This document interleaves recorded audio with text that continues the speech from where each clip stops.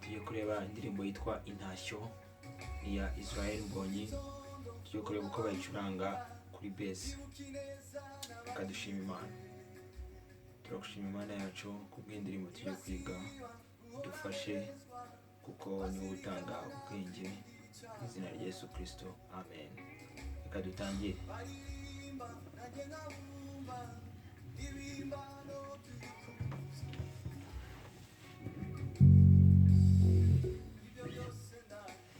Indirimbo iri muri key ya F sharp.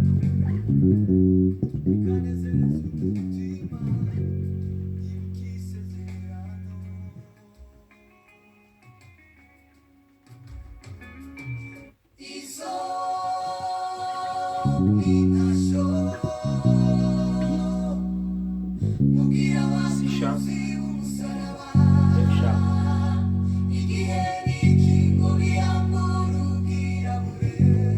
G sharp, C sharp,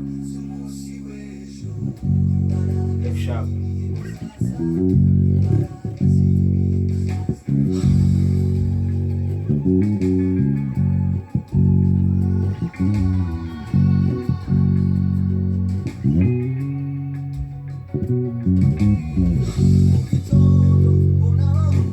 F sharp,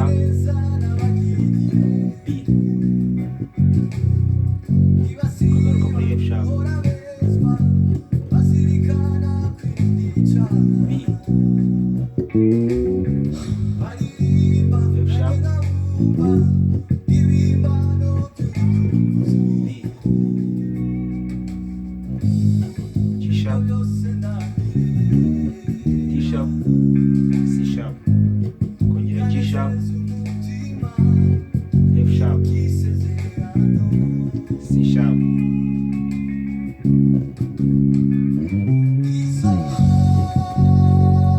F sharp, B. Ahangaha ni 7 bita mpati, kandi 7 ya F sharp ni F, leading note, F, F sharp,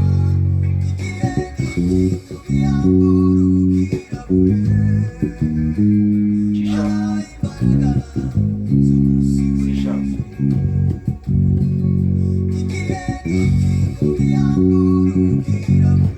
G sharp, C sharp,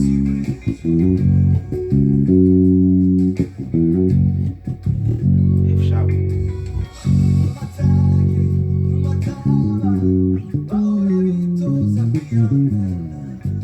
B. Ushobora no kubara mu buryo bw'imibare kuko 1 ya F sharp ni 1, hanyuma B ni 4 ya F sharp,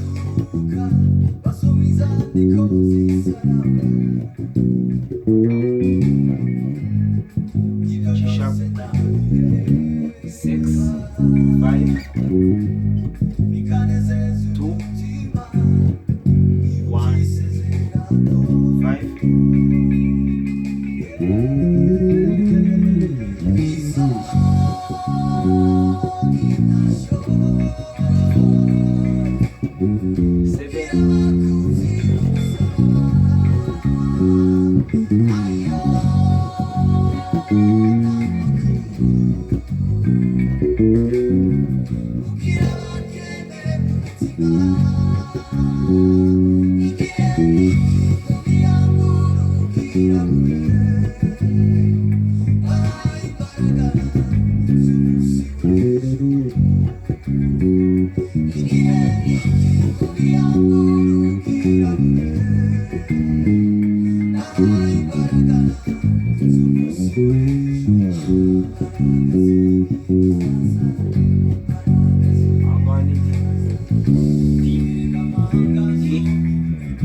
F sharp, D, E, F sharp, D, E, F sharp, G sharp, 6 5 2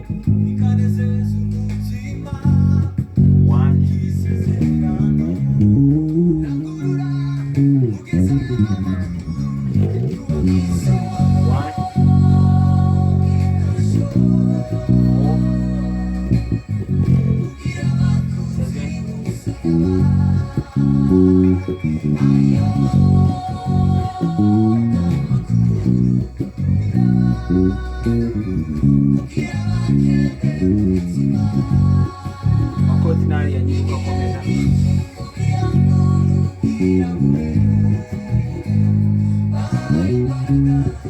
5.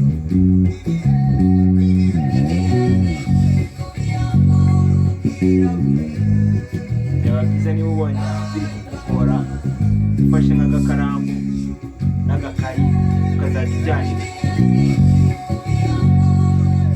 2 ariyo G sharp, C sharp niyo 5 F sharp, 1 F sharp, G sharp, C sharp, F sharp.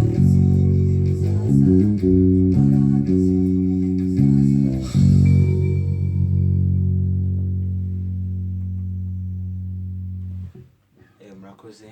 Iyi ndirimbo twarebaga ni intashyo ya Israel Mbonyi. Turagushimira Mwami Yesu kubanye natwe turi kwiga indirimbo. Icyubahiro ni icyawe uhereye none ukageza iteka ryose mu izina rya Yesu Kristo. Amen. Bye bye.